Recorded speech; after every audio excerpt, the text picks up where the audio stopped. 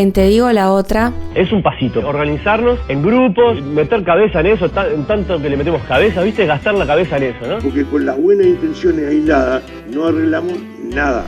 El pueblo se concentra y debate sus intereses. Y es porque es lo que recibimos de la gente. La gente nos dice, júntense. En el Ágora. Voz del pueblo, voz de Dios.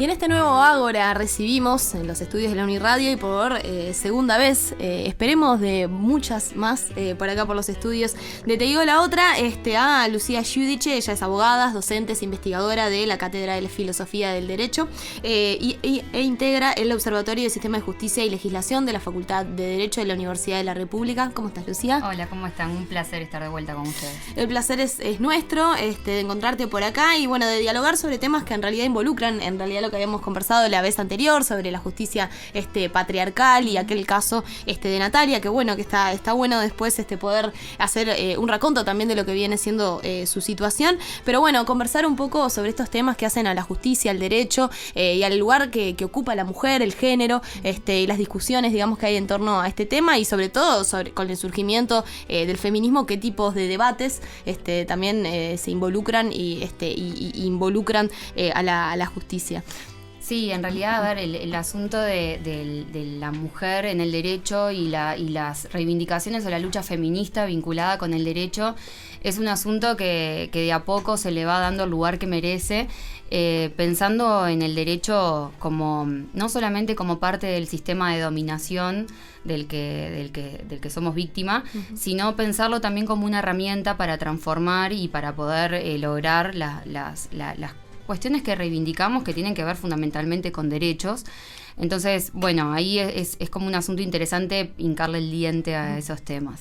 Exacto, y bueno, un poco lo que nos trae en esta ocasión y lo que te trae con nosotras es poder dialogar sobre el tema de violencia de género, uh-huh, y en particular me imagino que el foco también será, digamos, en la ley de violencia basada en género, sí, que bueno, fue una ley muy controversial en términos de la discusión enorme que llevó, de todas las idas, las vueltas y las modificaciones, y bueno, sobre todo la fuerza que tuvo desde los colectivos feministas y desde los distintos espacios del movimiento social y político para poder robustecerla y mejorarla de dispositivos y de mecanismos que la hicieran aplicable, ¿verdad?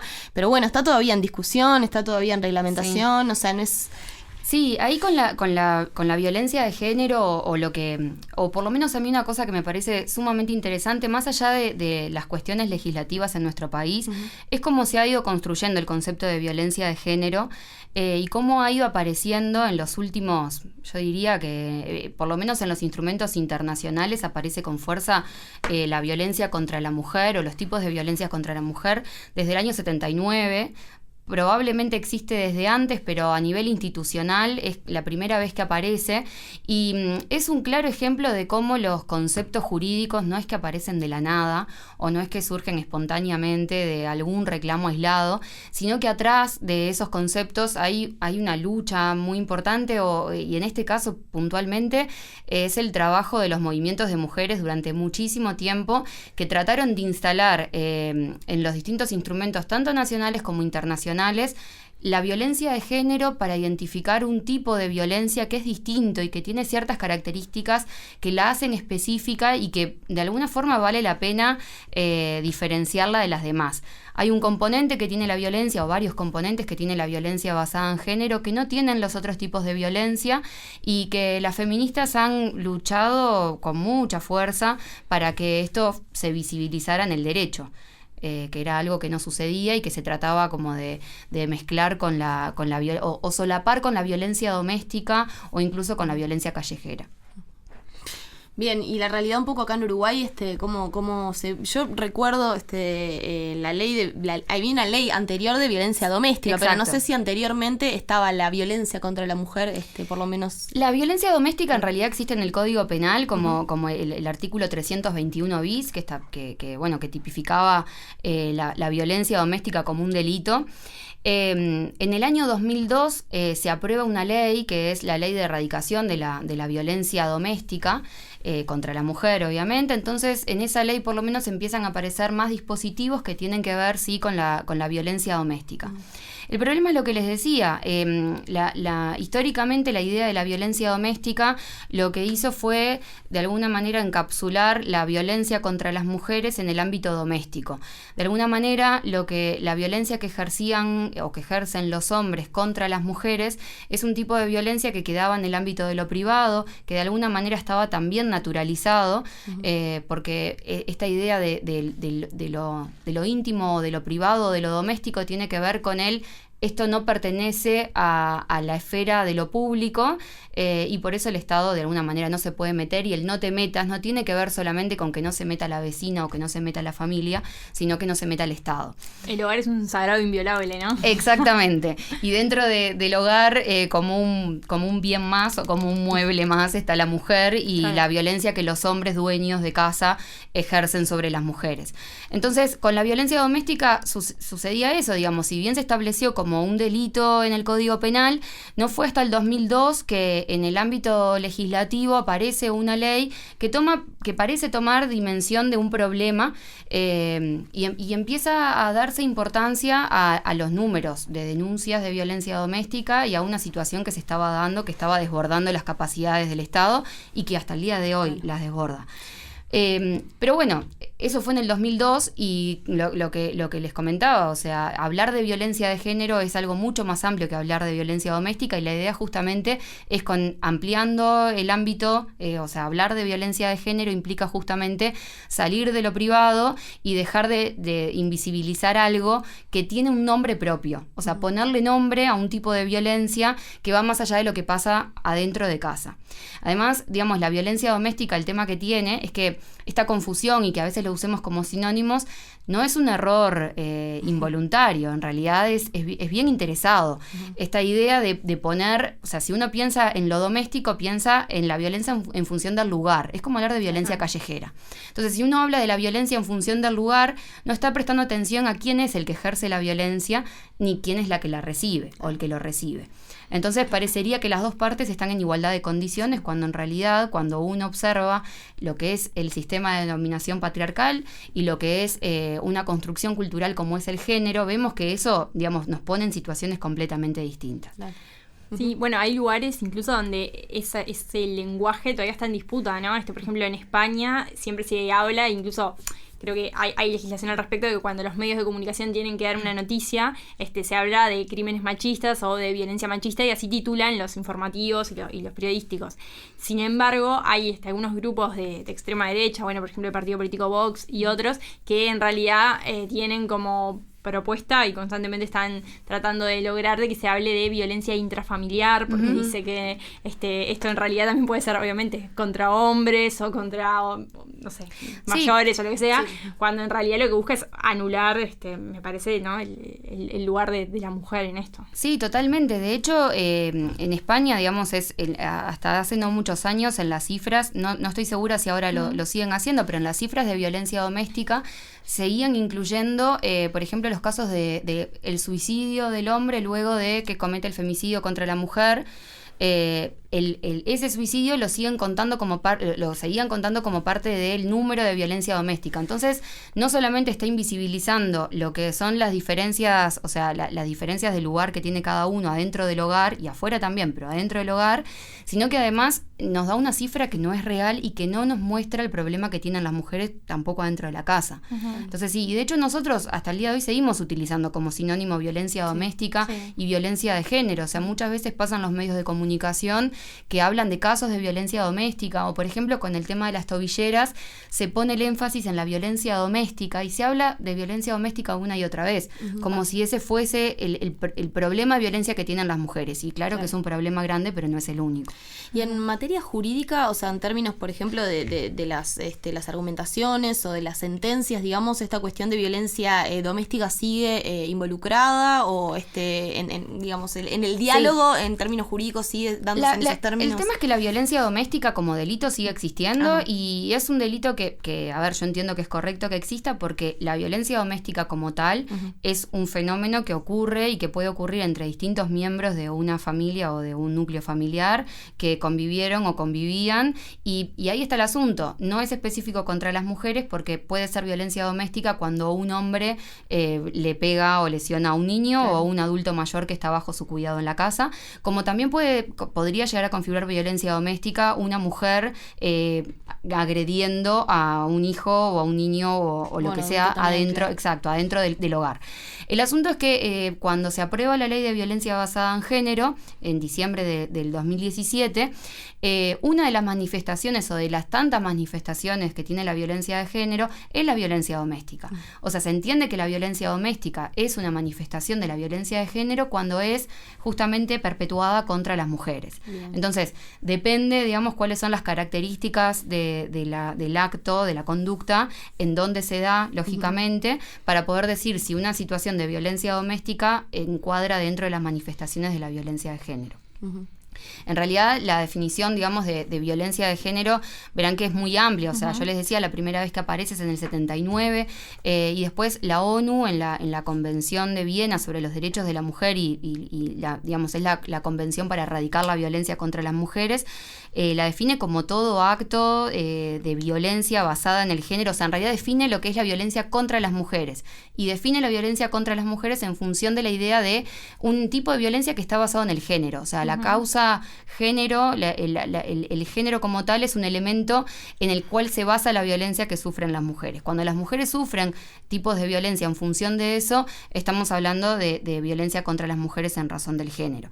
Y alcanza, digamos, tanto daños reales como eventuales, o sea, cosas que podrían llegar a suceder, psicológicas, físicas, sexuales, y están incluidas también las amenazas y también la violencia económica es un tipo de violencia de género, que estamos bastante acostumbrados a saber de mujeres que necesitan, digamos, quedarse no tienen opción, que tienen que quedarse con el violento porque no tienen otra salida, porque no tienen trabajo, y eso también es un tipo de violencia, ¿no? O sea, sin duda, de hecho también es parte de los reclamos de los colectivos feministas cuando se dicen, bueno, que se presupueste adecuadamente la ley de violencia basada en género, porque también implicaría tener más recursos para lo que son refugios o, bueno, casas de acogida, en donde las mujeres puedan ir en caso de querer separarse de un violento, ¿no? Y que hoy eso prácticamente no existe y ni que hablar en el interior.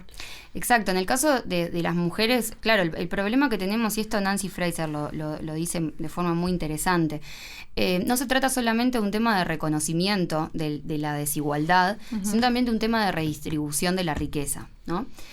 Cuando estamos frente a las mujeres, no estamos hablando solamente de personas que han tenido que no han podido acceder al ejercicio de ciertos derechos cívicos, por ejemplo, y que luego a través de las conquistas de las sufragistas se lograron y demás. También estamos frente a quizás la mitad de la población que no ha tenido acceso o que históricamente se le ha negado el acceso a los mejores puestos de trabajo, y que históricamente su lugar en la cadena productiva es quedarse en la casa realizando las tareas del hogar. Cuidando a los hijos y muchas veces, o sea, a través del tiempo, una vez que la mujer logra entrar al mercado laboral, no solamente tiene que trabajar en términos formales, sino llegar a la casa y cumplir con todas las tareas.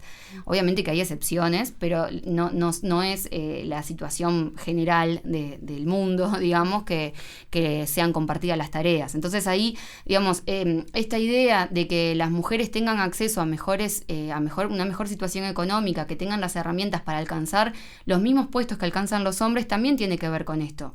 Alcanzar esos lugares implica pelear contra este tipo de violencia.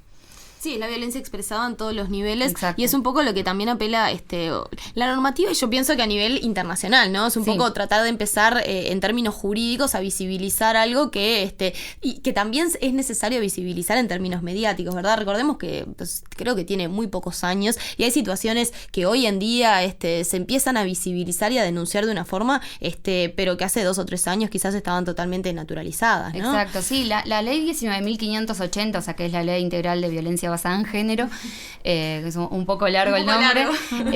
Pero esa ley, digamos, más allá de las discusiones que puedan generarse en torno a la técnica legislativa en algún punto, o a ciertas cuestiones que chocan contra el sistema como ya está dado, que obviamente son discusiones que se dan y es natural que se den, es una estrategia política muy fuerte, ¿no? O sea, es esto que yo les decía al principio, usar el derecho como una herramienta para tratar de transformar o al menos visibilizar las diferencias y los problemas que tienen las mujeres. Sí. Y cuando me refiero a las mujeres, también la ley lo hace. No solamente estamos hablando de las mujeres en sentido concreto, sino también a las disidencias sexuales, a las personas trans. Y eso, digamos, es un avance muy importante. Porque, digamos, como todos saben, las distintas corrientes del feminismo no han logrado todavía ponerse de acuerdo en eso. O sea, hay corrientes del feminismo que entienden que las personas trans, por ejemplo, no entran en estos problemas. Y bueno, sin embargo, la ley en Uruguay ha dejado establecido desde el principio que sí, que las personas trans son parte, y vaya si tendrán problemas de violencia basada en género las personas trans en nuestro país, más allá de que la población sea mínima, digamos, claro, en proporción. Sí, sin duda que establece entonces un avance enorme, porque aparte es sostener que, bueno, que es la ley de violencia basada en género, pero sin sostener que es el género binario, Exacto. digamos, el que tenemos socialmente construido. Entonces también derrumba esa cuestión de sostener, bueno, en su concepto, digamos, ya derrumba el tema de lo binario que ha sido esta construcción social, que es la cuestión del género, ¿no? Sí, no, y además esto que mencionábamos, la ley de violencia basada en género, no solamente, y creo que es quizás una de las virtudes más grandes que tiene, de alguna manera trató de sacar el foco de que la solución, que la respuesta es solamente el derecho penal. O sea, hasta ahora no teníamos realmente muchas respuestas institucionales en términos de entender a la violencia basada en género, no tanto como un problema que tiene que resolver el Estado a través del castigo, a través de la punición, del derecho penal, sino empezar a entenderlo como la violencia se puede dar en otras situaciones que no son punibles desde el ámbito del derecho penal. Es decir, la violencia institucional, por poner un ejemplo. O sea, hoy, pensando en que el Estado no puede ser penalmente responsable en los términos de violencia doméstica y demás, pero sí, obviamente, puede ser responsable en términos civiles. Digamos, hablo del Estado no refiriéndome a los agentes particulares, sino al Estado. La intendencia no puede ir presa. Exactamente, exacto. Entonces, bueno, ¿qué respuesta? O sea, ¿eso qué implica? Que el Estado no tiene que ser responsabilizado por ningún tipo de violencia, no tiene participación, sea de forma omisiva o activa, frente a la violencia de las mujeres. Bueno, parecería que algo de responsabilidad tienen. Pongo un ejemplo, el caso de las mujeres privadas de libertad. Para mí este es como un ejemplo muy claro, porque las mujeres privadas de libertad, y lo hablábamos la vez pasada, en Uruguay no hay cárceles pensadas para mujeres. La cárcel no fue pensada para las mujeres, obviamente fue pensada por hombres y para hombres, pero el hecho de que las mujeres privadas de libertad estén padeciendo las violaciones a los derechos humanos específicos de las mujeres que están pasando, eso habla no de no se resuelve metiendo preso a una persona, sino que habla de la responsabilidad del Estado, digamos, de forma muy fuerte. Y la ley de violencia basada en género también, cuando habla de la violencia, de este tipo de violencia, incluye de alguna manera al Estado y a sus agentes. No, obviamente, para lo que tiene que ver con la responsabilidad penal, pero sí con los otros tipos de responsabilidades que le caben. Sí. Yo tenía una pregunta que es, ¿cómo determina la ley o cómo se hace desde el punto de vista judicial? Bueno, esta violencia que una mujer sufrió es basada en género, o sea, la razón de esta violencia es justamente su género, porque podrías decir, bueno, pero capaz que la mató porque se pelearon o porque tuvo un accidente de tránsito y discutieron y la mató, pero ¿cómo diferencia la violencia que podría ser en otros contextos con la violencia que se especifica por ser mujer? Bien. Ese punto que vos traes es incluso uno de los más problemáticos que tenemos en cuanto a los asuntos vinculados con la violencia basada en género. Y esto antes de entrar en lo que hace nuestro sistema legislativo, yo creo que tiene mucho que ver con la propia forma del derecho y cómo históricamente se han manejado estos asuntos.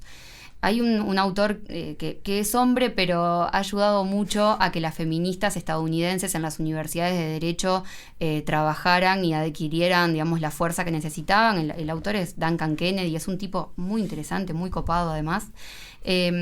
Y que es, digamos, quien ha ayudado no, digamos, que ha permitido que gracias al nombre que él tenía y al lugar que él tenía, feministas como Catherine McKinnon pudieran también tener visibilidad.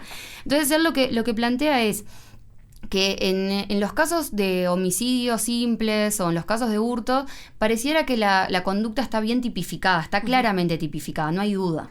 Ahora, en los casos de estos tipos de violencia o cuando está en juego la violencia sexual o cuando está en juego ahora el caso del femicidio, la ley tiende a ser mucho más amplia, o sea, no es tan concreta la conducta y eso complica mucho las cosas. Lo que pasa es que eso nos pone frente al problema que tiene el derecho, que al ser un sistema pensado desde una lógica determinada, es probable que todavía no esté preparado para este tipo de conductas. O sea, todavía el derecho no está preparado para poder resolver los problemas vinculados con la violencia basada en género. Y eso desanima mucho en principio, porque uno querría que las soluciones estén, pero hay mucho trabajo por hacer para que en algún momento la forma en la que se tipifican las conductas que tienen que ver con la violencia basada en género sean tan claras como en el resto de los casos.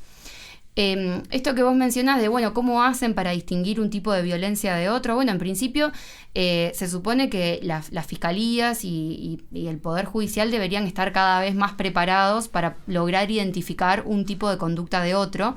La ley de violencia basada en género da bastantes pistas, digamos, en esto de los tipos de violencia, en definir cuáles son los tipos de violencia, en tratar de explicar las conductas que, por ejemplo, en los casos de abuso sexual y demás, lo que ha tratado de hacer la ley, la 19.580, es de alguna forma volver a redactar algunos delitos que ya estaban en el Código Penal, pero su tipificación no era tan clara como para poder aplicarlo en estos casos.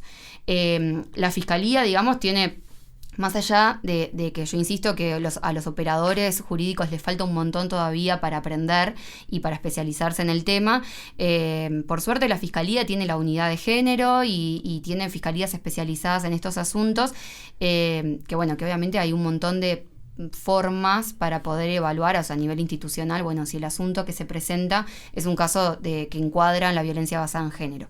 Quizás el caso típico difícil es el femicidio. O sea, el femicidio como agravante del homicidio es uno de los tipos penales más complicados que tenemos, porque básicamente lo que reclama, que en realidad no es un tipo penal autónomo, sino que es un agravante del homicidio, un agravante muy especial, exige esta idea del odio o el menosprecio hacia la mujer. Entonces, determinar cuando una persona comete una conducta por odio o por menosprecio es bastante complicado, más allá de que se establecen indicios para creer que eso sucedió así. Bien, sí, justamente te quería consultar por ese tema, porque recuerdo que recientemente, cuando se discutió el tema de la tipificación del delito de femicidio como tal, había como, digamos, posturas, incluso dentro del movimiento feminista, encontradas, ¿no? Algunas decían, en realidad es importante que se tipifique para poder visibilizar y demás, pero había también quienes decían, bueno, en realidad no pasa por ahí, y no necesariamente poner un agravante va a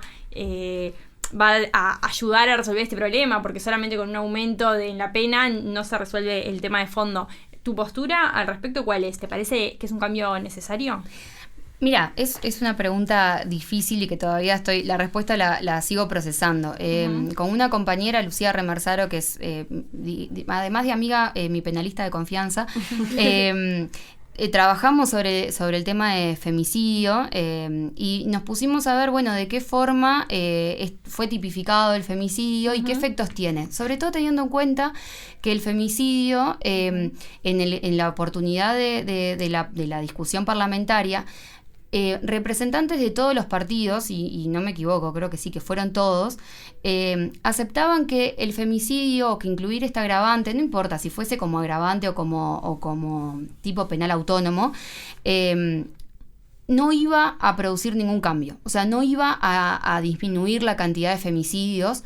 Los femicidios iban a seguir ocurriendo porque obviamente esta cosa disuasiva del derecho penal respecto de las conductas, la verdad que ya vamos superando que no es así, digamos. En general, cuando se dan determinado tipo de delitos o de conductas delictivas, no es un efecto disuasivo que haya una norma que establezca una sanción. Sí. Pero sí lo que veíamos, y que también especialistas españolas que vinieron, o sea, especialistas en derecho y género que vinieron en oportunidad de la discusión, una de las cosas que planteaban es que si bien es verdad que no sirve para bajar la cantidad de femicidios y a la vista está, porque de hecho muchos de los femicidas luego se suicidan, claro, con lo cual no hay ni siquiera una instancia para que uno lo someta a un juicio y después vaya preso, al menos tiene la potencialidad simbólica. Es decir, todo el derecho de alguna forma tiene una suerte de carácter simbólico, claro, porque siempre se está dando un mensaje con el derecho penal.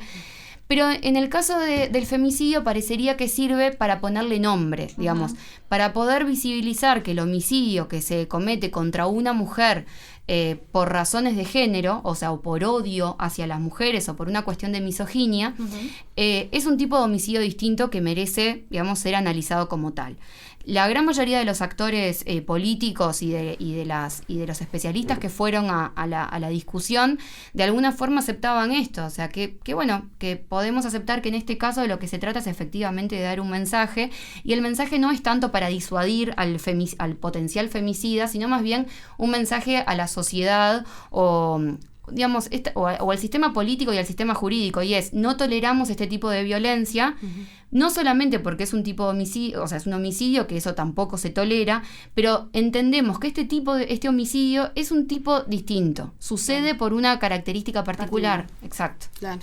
Bien, y cómo ha sido pasando, digamos, a lo que es un poco la ley, digamos, sí, entra en vigencia, un poco consultarte estas complicaciones o esta realidad de la normativa hoy en día, ¿no? O sea, estamos con una ley que está vigente y que se supone que modifica, como tú decías, ¿no? Modifica mucho la forma de visualizar, observar, y sobre todo definir, ¿no?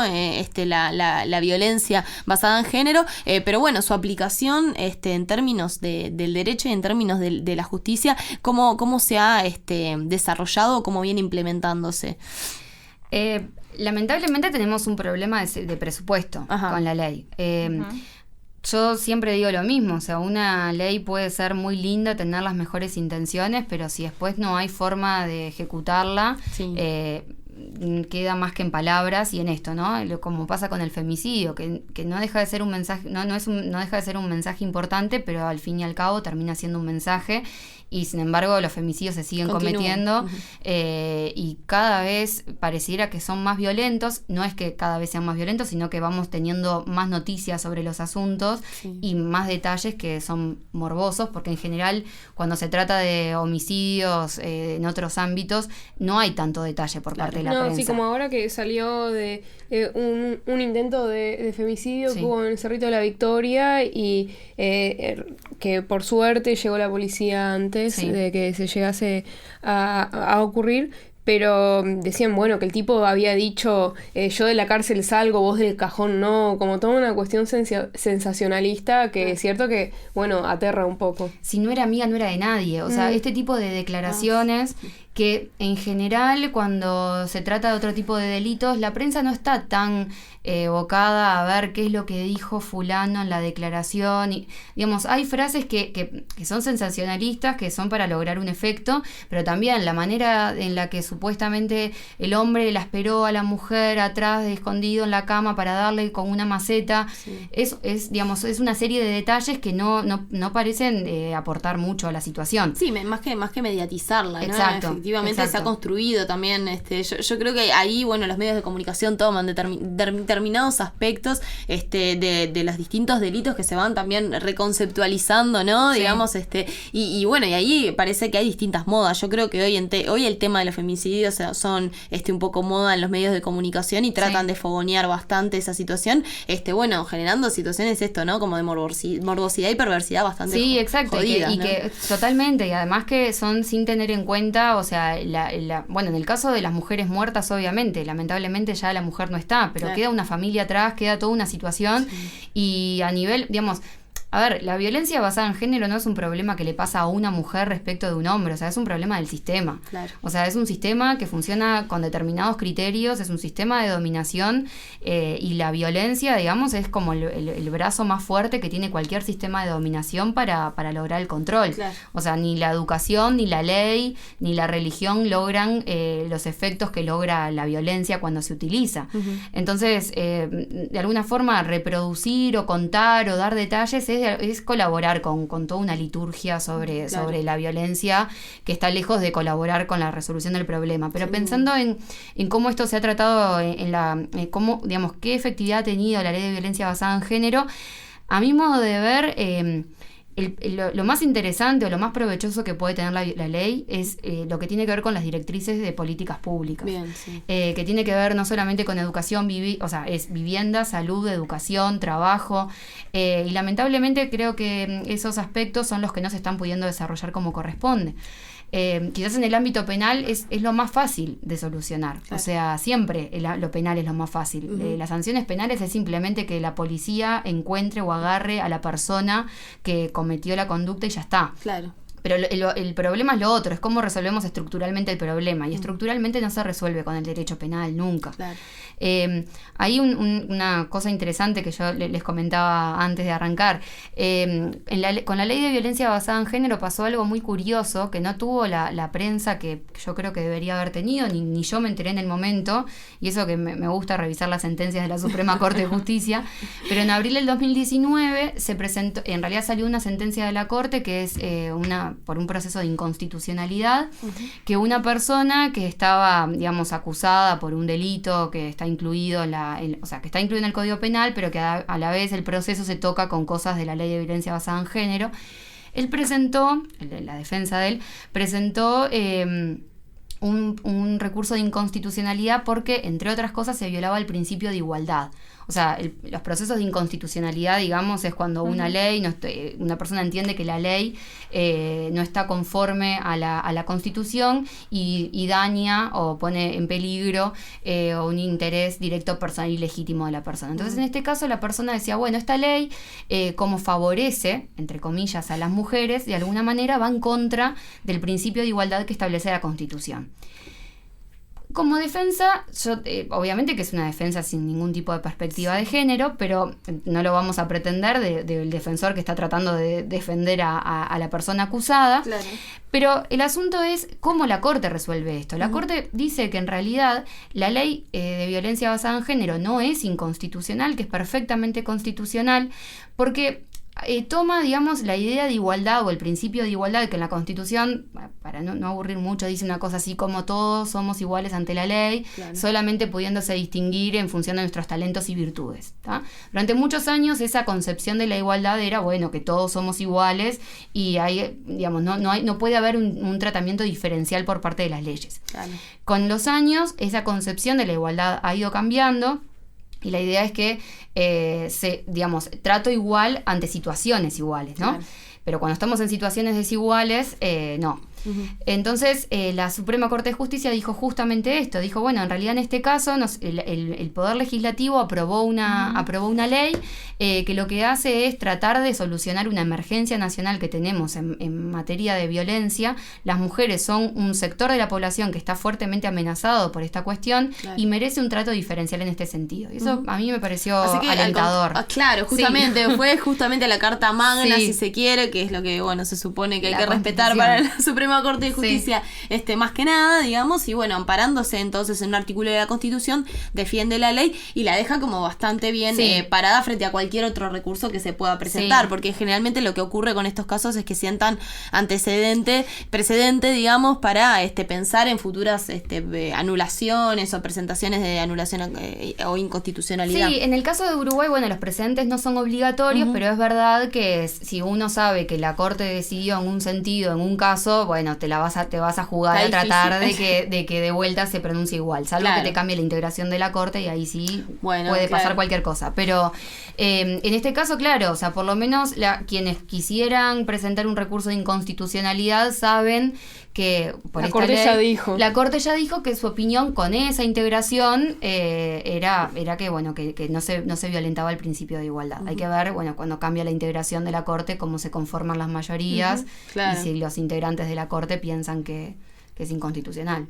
Y sobre todo ver, bueno, si efectivamente en el periodo de gobierno que viene se puede configurar algún tipo de presupuestación que pueda dar pie y dar mano a poder desplegar toda la serie como de dispositivos que sobre todo la fortaleza, no es lo que decíamos, ¿no? Yo creo que hay una cuestión conceptual que es fundamental y el Estado con eso define y garantiza un montón de aspectos de discriminación y de violencias cotidianas que las mujeres han sufrido, ¿verdad? Conceptualizarlas es muy importante, pero darle cabida a lo que son los dispositivos que traten justamente de pelearla, y no solamente de ver la forma de definirla y de punirla, sobre todo posteriormente, termina siendo fundamental. No parece haber en la discusión, por lo pronto, bueno, un poco se ha hablado, ¿no? De hasta qué punto se va a hacer algo o no en materia de violencia de género y por lo tanto con la ley, pero no parece ser central, o por lo menos no lo han hablado tanto, esta cuestión de darle presupuesto y darle cabida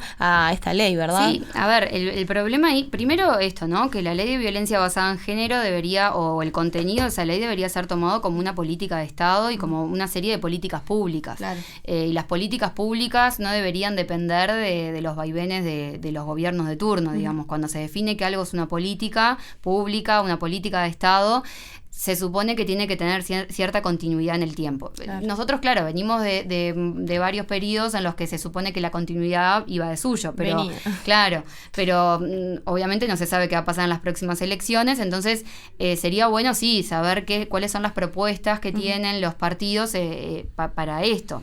Hasta ahora lo que se ha escuchado ha sido bastante liviano, por así decirlo. O sea, pensar que la violencia basada en género se puede solucionar poniéndole custodia a las mujeres parece bastante simplista, por decirlo de algún modo. Sí, totalmente. Y también en la discusión mediática sigue yendo, ¿no? Como decíamos, en estos focos como más de violencia más extrema, sin duda, y que son como más morbosos, pero deja de lado las discusiones que tienen que ver con estas prácticas tan cotidianas y que terminan. Son las prácticas que, en definitiva, construyen este tipo de hechos que terminan siendo tan mediáticos y sobre las cuales parece valer más la pena responder para que la opinión pública genera o construye una imagen que sobre las otras cuestiones que hacen a la práctica. Totalmente, ¿no? Sí. Ahí en el caso del, por ejemplo, del Poder Judicial, o sea, el Poder Judicial no se cansa de pedir presupuesto para esto. Claro. O sea, en el caso de la defensa es central, o sea, los juzgados necesitan más gente, necesitan más capacidad para poder atender todos estos asuntos, que cada vez